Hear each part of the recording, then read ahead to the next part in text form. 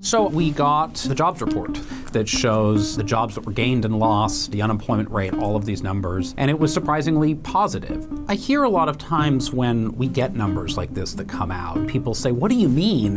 How can we be adding jobs? How can unemployment be low when I feel sort of so bad about the economy right now? We're gonna drill down a little bit on those numbers. This chart shows the monthly change in jobs, and we can see that in this sort of 2023 period, we were adding jobs at a pretty rapid clip each month, and that gradually slowed to the point that in 2025, we're adding jobs in some months, we're losing jobs in some months, and we get this sort of final jump in January of 130,000 jobs, but we just saw some large downward revisions to 2025. After all those ups and downs, we basically added 181,000 jobs for the entire year. So when we zoom in and look at this chart of private sector job growth, we can see that the recent job growth has been really concentrated in the healthcare sector.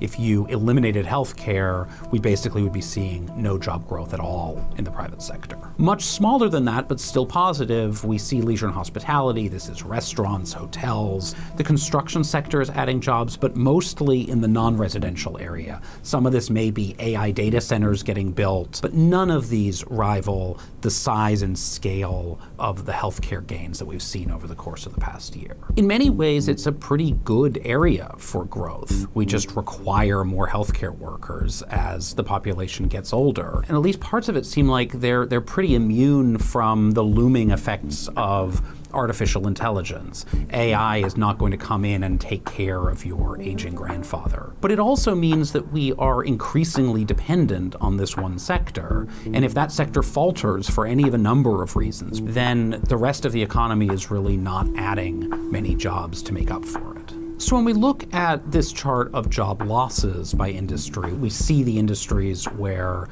we're actually seeing employment fall. The most notable, of course, is government, and most of that is the federal government, where we saw job cuts under the early days of the Trump administration. But we're also seeing job cuts in transportation and warehousing, in retail and information, which includes the media industry and some of tech and manufacturing, which is an area that President Trump has talked about as being really important for job growth. And while, yes, layoffs may be relatively low, if you lose a job right now, it's really hard to find a new one.